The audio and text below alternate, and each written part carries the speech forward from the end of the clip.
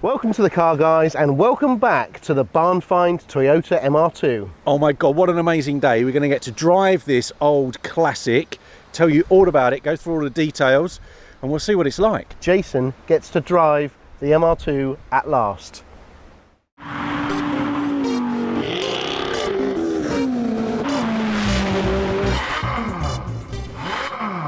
Here we are looking at the Mark II of the MR2 breed.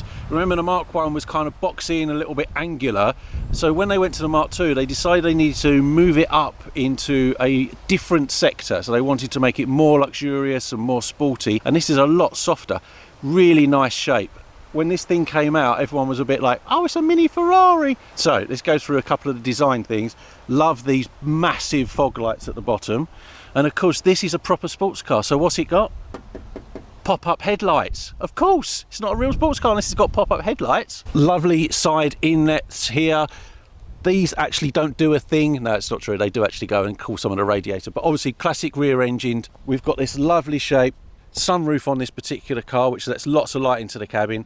It's not a particularly dark place, but there's a lot of cues in here that you'll find in the NSX because they are kind of the same breed. My particular favourite on the back of this car is an old-fashioned aerial. How cool is that? It makes the thing look like a speedboat or a remote control car. One of the other things is all of the badges on the back of an MR2 are in body colour, which I think is quite interesting. This is the revamped model of the Mark II MR2, and that means it's got these round, squashed little lights at the back, which I personally hate.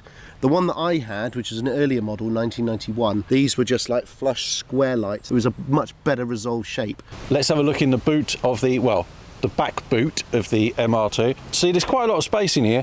You've easily got enough room for golf clubs. I mean, it's quite deep, isn't it? That's very deep. There is loads and loads of space in there. This is behind the rear wheel arches. That's why you get the entirety of the rear of the car. Let's have a look in the bonnet at the front of the car. It's quite heavy, actually. There's a lot of weight in this little piece of bonnet. Much more so than I was expecting. And yeah, there's absolutely no space in here whatsoever. Why is that, Damien, do you think? I think you'll find it's because there's the spare wheel in here and other assorted detritus. A special feature of this car is the fact that the battery terminals don't actually fit on very well. So as you're driving along, suddenly the rev counter starts to fizz all over the place, and what that's telling you is the negative terminal of the battery has popped off and the car's about to stall dead. This is it. This is it. This is the barn find MR2, which you have not driven yet. I haven't. Have you ever driven I've an MR2 at all? I've never driven an MR2, Oh, and it is, I hate to say it, but it is a bucket list drive.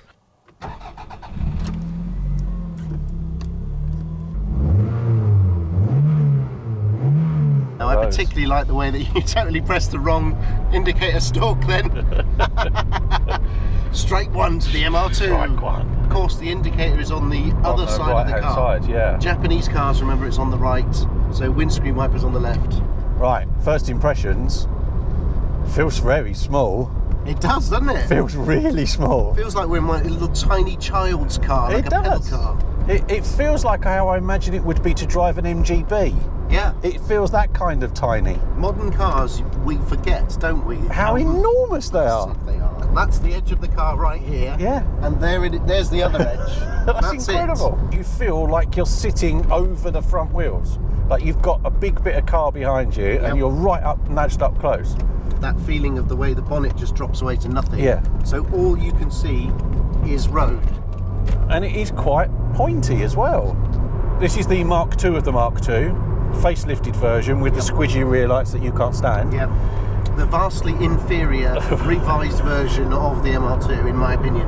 Well, inferior maybe from an exterior perspective, but massively better from a handling in the wet perspective. Yeah, that's true. They did fix that slight all or nothing death slide characteristic of the version before. Yeah, I remember when they came out, there was a big thing about these basically being ditch finders. In fact, we was a common joke where you walked down the road, one passed us and it was raining, we were like, blimey, I'm surprised that's still going in a straight line. Nice interior. My knee's a bit on the handbrake, but I suppose it's very high quality, and that's exactly what you expect from a Japanese car from the 90s. Yeah. They all used exactly the same factory to make the plastics and the faux leather and all that sort of stuff. Your 355, the interior of that has not lasted as well as this, by any stretch of the imagination. No, absolutely right. Let's face it, this was a golden age of Japanese sports cars. Yeah. The 90s was just the greatest because you had this, obviously. You had the Nissan 300 ZX, which was that twin turbo monster. Oh yeah. Huge, fat, low, squat thing. Always wanted one of those. Yeah. You had the Toyota Supra Turbo, which was just ridiculous. I mean, that thing was the fastest thing on the planet, wasn't it? I mean, I would have one of those today. Low mileage, black, tan interior. Ooh. I would have one immediately. Then you also had the Mazda RX-7. Yes. Remember? So when they did the facelift of that, and again, it became all swoopy because the 90s were all about swoopy in car design. 80s was angular, 90s was swoopy. RX-7 was basically a Japanese 911. Yeah, it was, wasn't it? Crazy Banzai rotary engine, but inside, beautiful dials, everything nailed together. Outside of that car as well was just amazing. And the performance was extraordinary. And I very, very nearly got one of those. And I sort of wish I did, really, because that was a lovely car. There was always a question about the reliability of the rotary engine. That was the thing that always kind of tainted the RX-7 experience. And it drank petrol. And oil in equal measure. You also had the Nissan 200 SX, which was the sort of slim-hipped, longer touring version. In fact, they actually even did a touring variant of it. So that was a bit more sophisticated. The 300 ZX was the all-conquering monster. And the 200 was a little bit more of the sort of, you know, svelte touring. Toyota Celica, GT4. I mean, that for me was a real fantasy car, that GT4. Incredible. Especially in that sort of PlayStation Gran Turismo livery as well. That was epic. Again, harsh, angled version before, swoopy version for the 90s. Yeah. And don't forget, at the same time, we also had the rise of the Impreza Turbo. Yes, absolutely. That came out of Japan in all its various different iterations. The Evo, the Mitsubishi Evo. Yep. I mean, the 90s were literally the best era. They were the greatest. Everything came out of there.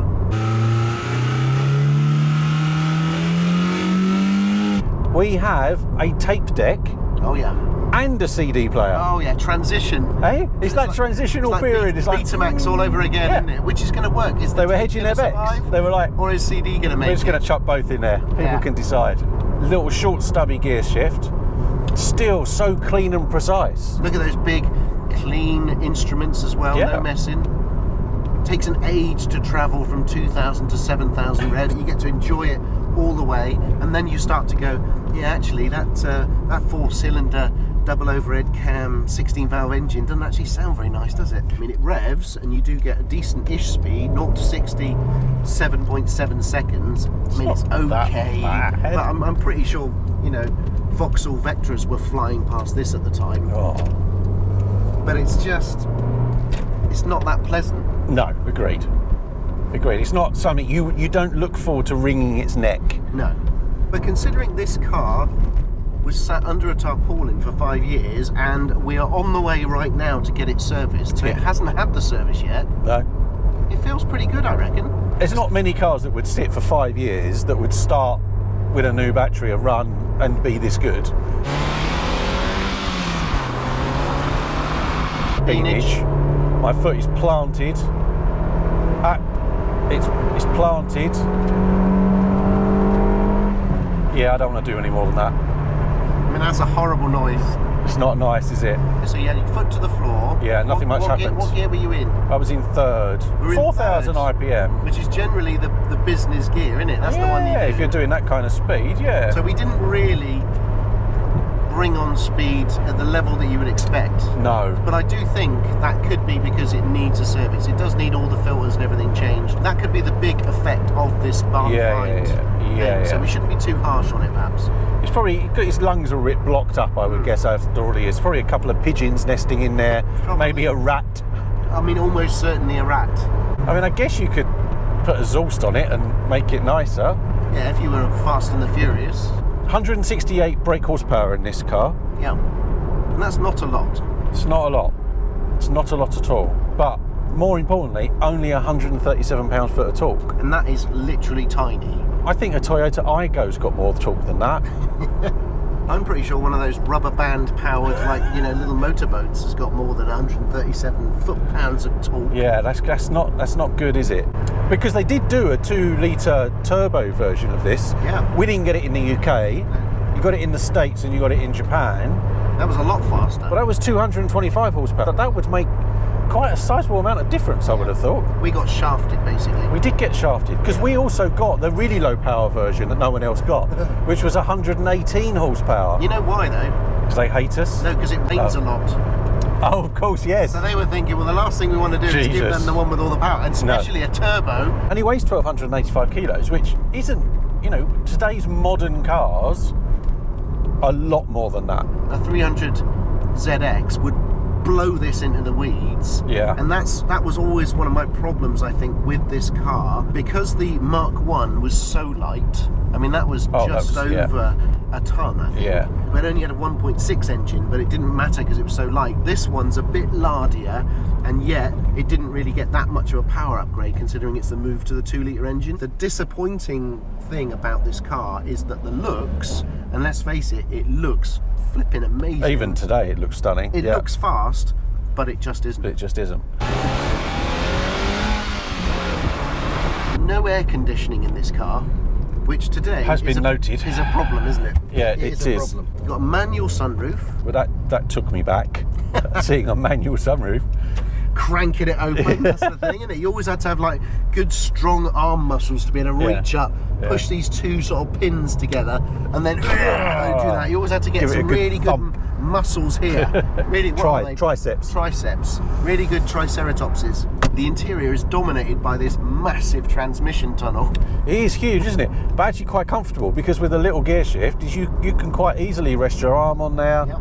But, you know, there's some cubby holes back here. Look, there's one on top of there that you can put literally nothing in, maybe one tape.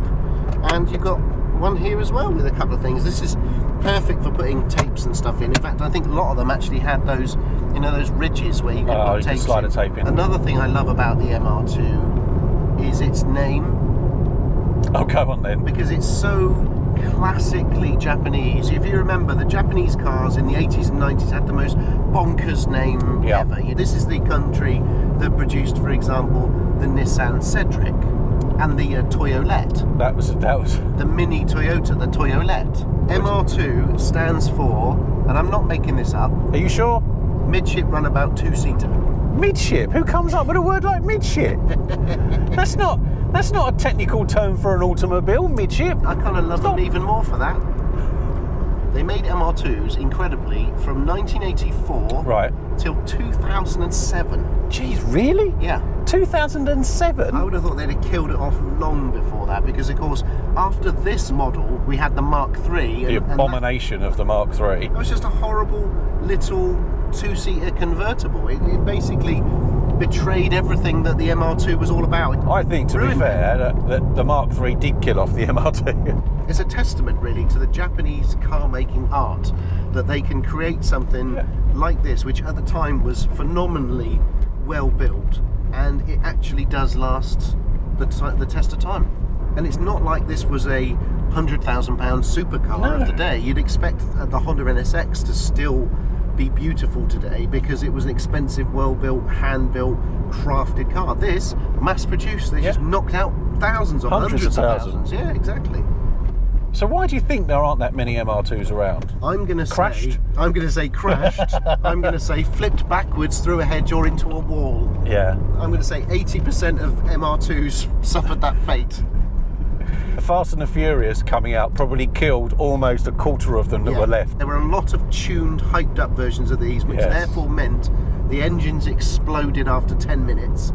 They probably ground it out constantly, which meant they then rusted in the subframe. Yeah. Or they were just flung off of roads into hedges. Someone went, oh, I know, I'll push the nitrous button when we're going round this roundabout. Yes. Oh, the raw power of a dishwasher. Not sure it's got that much power. It's got good turning. It feels very pointy, and because it's nice and small, you feel like you can you can nip in and out of gaps and things. Nip is definitely the right word. Yeah, steering's good.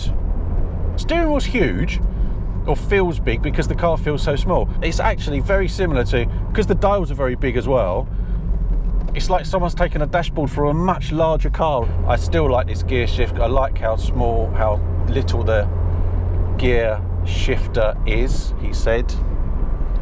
Trying not to use the word knob.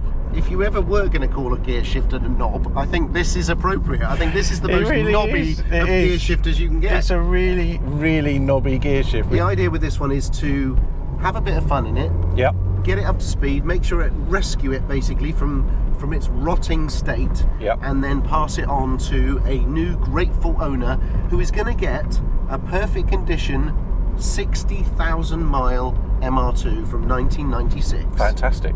Thanks for watching this episode on the Toyota MR2 and Jason's thoughts on driving it. Hope you really enjoyed this episode, guys. Don't forget to leave comments because we read them all. Ding that notification bell for when we have another video uploaded, and we'll see you on the next episode.